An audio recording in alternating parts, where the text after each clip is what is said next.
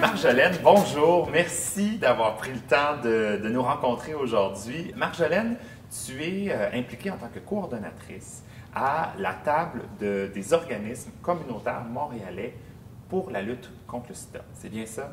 Donc, ce qu'on appelle la TOMS. Parle-nous un peu de la TOMS. Qu'est-ce que c'est que cette table? Bonjour Barbada, merci pour l'invitation aujourd'hui. Alors la TOMS, c'est un regroupement d'organismes montréalais qui tous ont des missions dans la lutte contre le sida.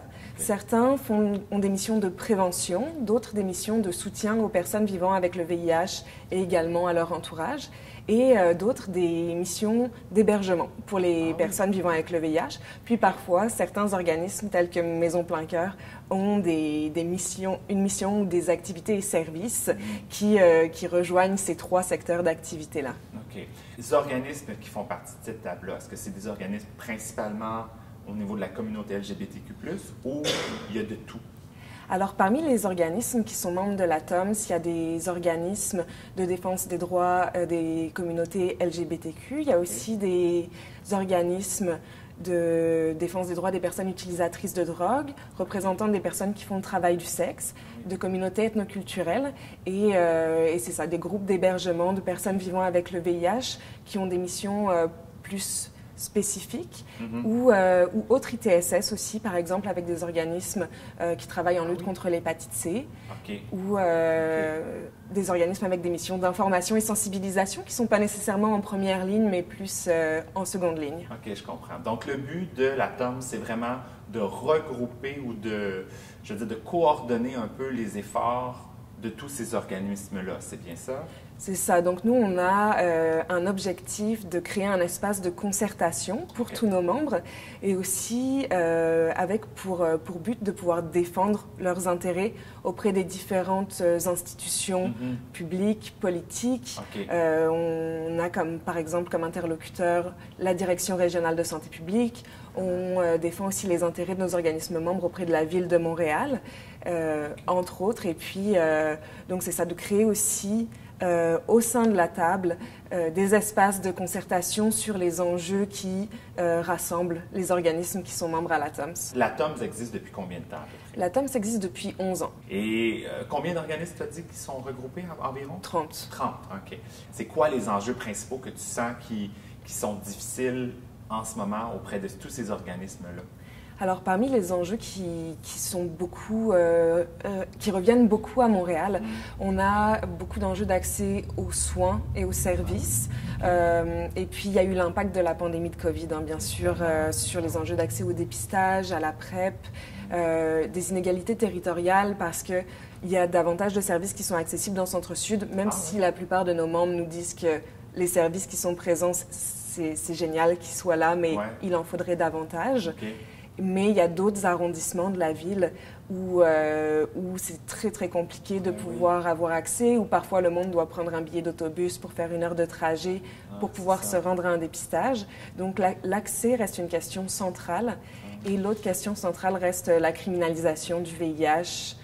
Évidemment, on se souhaite que le VIH et le sida disparaissent complètement et que ces organismes-là n'ait plus besoin d'exister, évidemment, ou qu'on puisse guérir le VIH et le sida.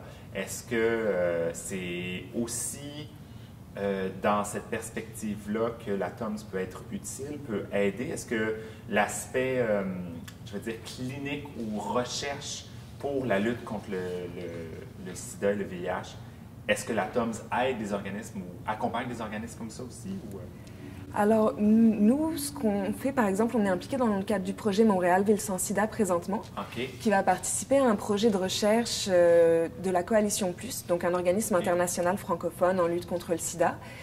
C'est un projet qui est coordonné au Québec par la COQ SIDA et dans lequel Montréal sans sida est également impliqué. Donc, l'idée là, c'est d'aller mesurer les impacts de la pandémie de COVID pour les personnes vivant avec le VIH. Donc, par exemple, la TOMS peut être impliquée dans des projets de recherche. Je pense qu'il y a vraiment un objectif, une sensibilité à la TOMS de ramener des enjeux propres aux communautés à la table des chercheurs, par exemple. pour que des questions telles que la rémunération des personnes qui participent, pour que le cadre éthique de la recherche soit adapté aux besoins des communautés. Est-ce que Maison Plein Cœur fait partie intégrante ou est vraiment comme une forme de partenariat? Comment ça fonctionne exactement? Alors, Maison Plein Cœur est membre de la TOMS, OK. Je pense probablement depuis la création. Et Maison Plein Cœur est un membre très actif de la TOMS, avec des différentes formes d'implication. Ça peut être sur des volets plus administratifs. Quand on a eu un comité de révision de nos règlements généraux qui s'est mis en place, Maison Plein Cœur a été impliquée.